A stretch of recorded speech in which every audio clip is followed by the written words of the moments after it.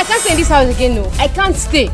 People they run mad every day. You won't make I run mad. I beg madness no go fit me. Remember, under the bed. Come on to that brass remove the we can quiet to go more. Is it for this compound?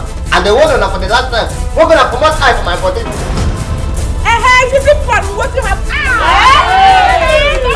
Sure, baby, say husband and wife will come sit down like this. They look their two together like say they watch television. Finally, you want to rape my wife, not over to when I'm still alive. Who does they serve living God? You serve living God, they serve living God. See, we don't even make money, sir. You know, we only make up to 2,000 naira. 62,000 naira. Yeah. For us day.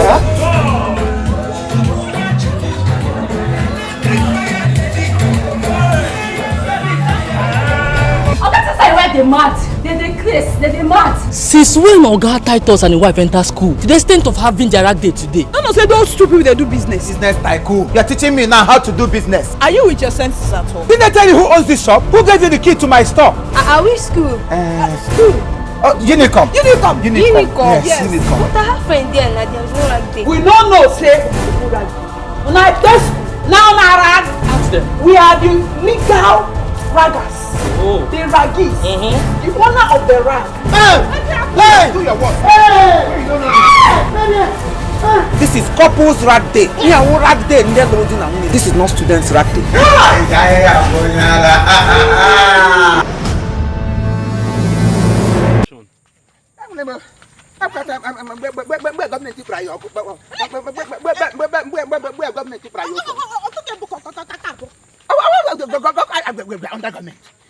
Under government. Where government offices. Where government is I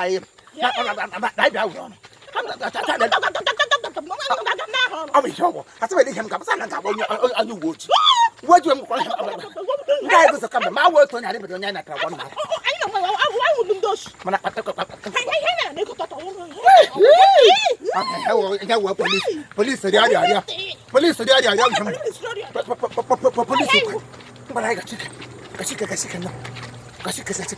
government na buy. Sebi is no there. Oh yeah, madam, push. You can move water. Sebi, you say you no there under you. Madam, push. They will deliver you today. What happened? If I can not tell you, if I were here, I go use mess. Scatter your face. Come out. I will kill you today.